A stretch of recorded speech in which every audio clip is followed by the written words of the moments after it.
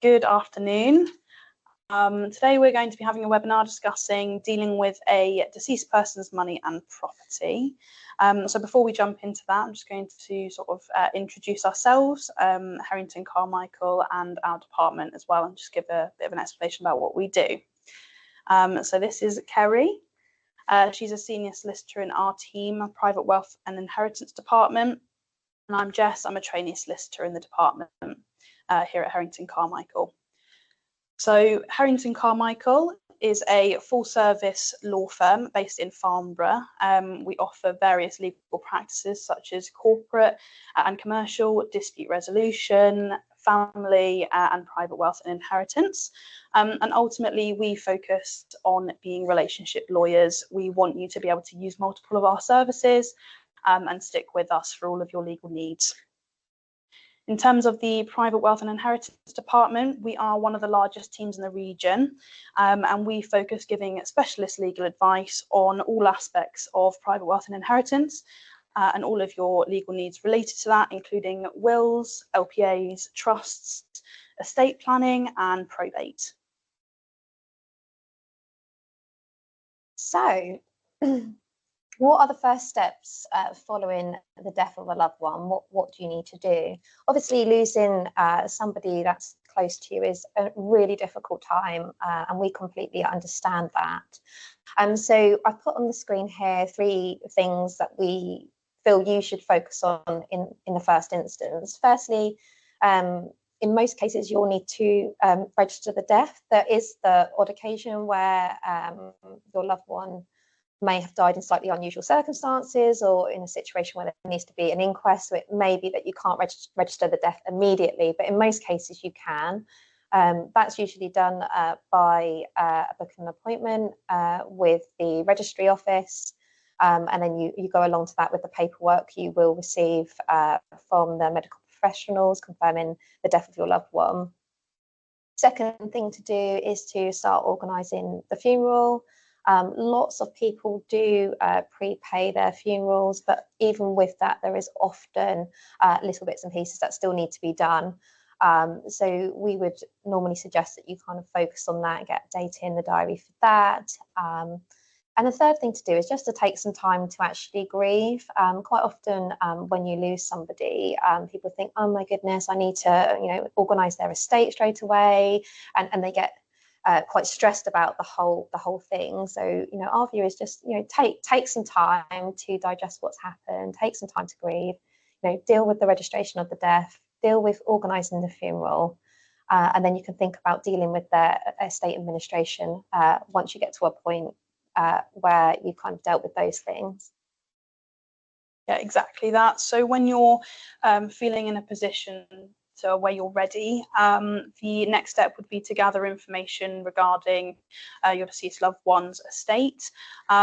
This is all of their sort of assets and liabilities that they've held within their life. And so like assets include bank accounts, any pensions, insurances or life policies, investments, stocks and shares, any property or foreign assets, including foreign property, any involvement in any business, any trusts or interests in trusts that other people have had. It's also important to know the tax position at the date of death, whether they were self-assessment or PAYE, and also whether they made any gifts within the last 7 years.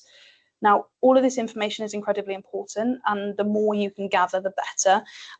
But don't put yourself in a position where you're stressing about getting this information. It is possible for us to conduct a further search, which will highlight any assets or liabilities that you might not have known about, or just gather further information into the ones that you do. So once you've sort of got to the point of actually looking through their paperwork, trying to work out what assets, what liabilities they've got, you may like to seek the advice of a solicitor. That can in fact be done even before you get to that point if you want to, but any initial meeting is normally more beneficial when you've got an idea of what assets and liabilities your loved one had. Usually, if you were to come to us, for example, and come in for an initial meeting, we would send you a probate questionnaire to complete in advance. even if you didn't want to complete it, because they are quite lengthy forms, they are really great for just setting out all the different bits of information we would need, or you will need, in order to get probate. So we would normally send that out and ask, as I say, ask you to complete that and send it back to us. In an initial meeting, if you were to go down that route, we would go through details about your loved one, about what assets they've got, what liabilities they had as at the date of death. And then from that, we will be able to guide you through the probate process. For example, we would be able to go through with you whether there is any inheritance tax which needs to be paid, whether inheritance tax forms do need to be completed or not, depending on the value of the estate, what exemptions are available to you to claim. So we would be able to go through all of that in the initial meeting. Once you've had a meeting with us, it would be completely up to you whether or not you would want to instruct us to, or a legal professional to continue with the estate administration and to work alongside you, or whether you get that information and you decide you want to go away and use that yourself.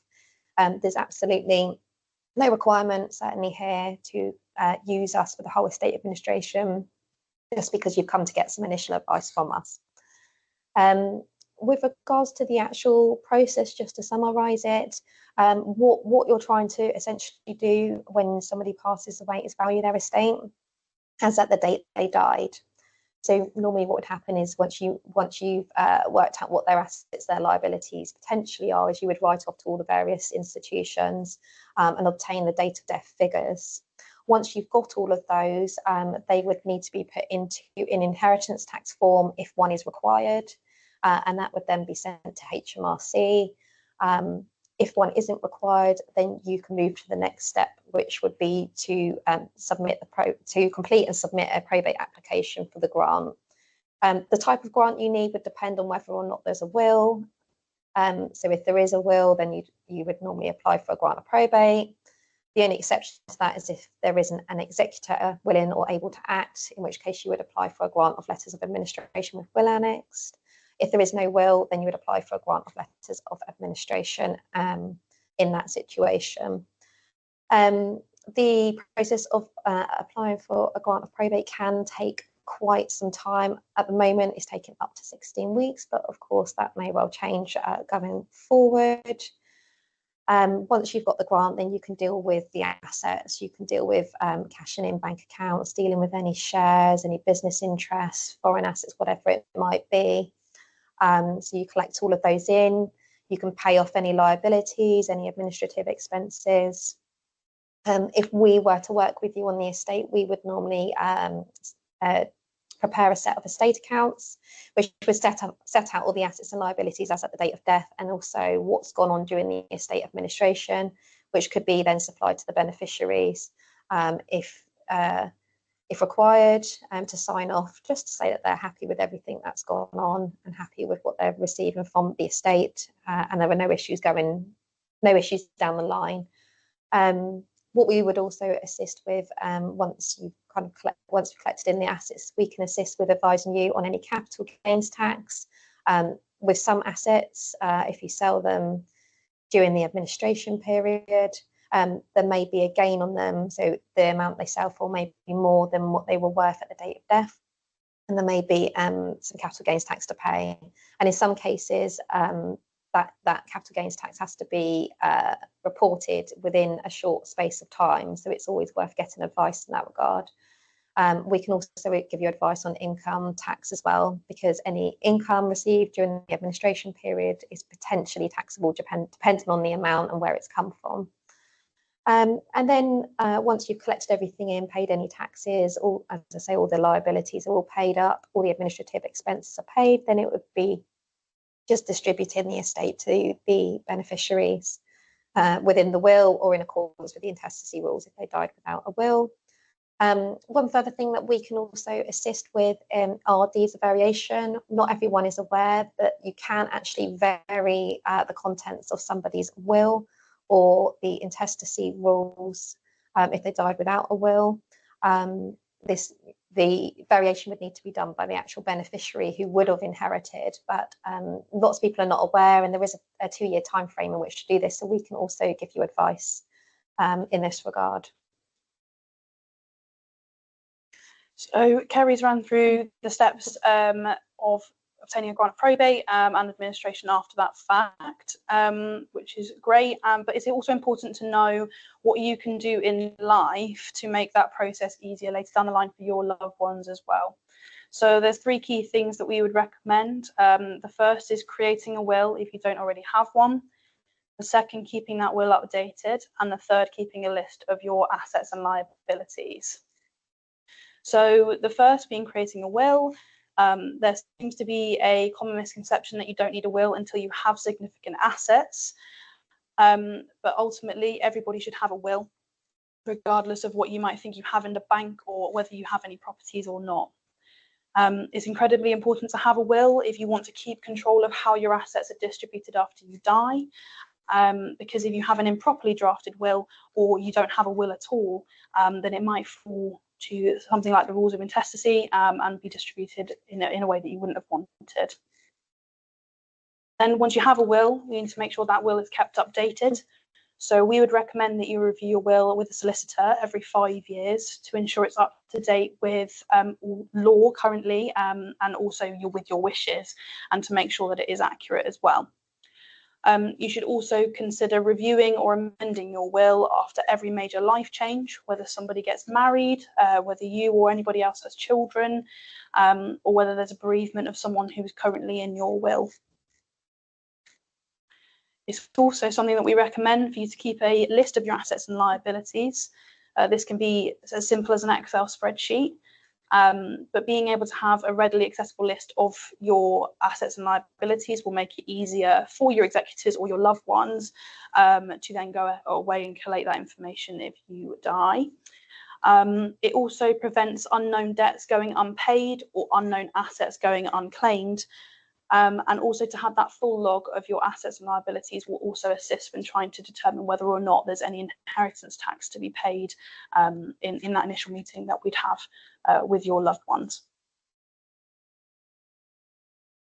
So thank you very much, everybody, for listening to our presentation. One final thing I just want to say is, the probate process is quite long and it can be quite stressful, but if you do seek the advice of a solicitor, we are there to help you and to work with you. We're certainly not there to take over, your role as executor or anything along those lines. We are there to support you, and we can do as much or as little to support you in the process as you'd like us to. So does anybody have any questions at this stage?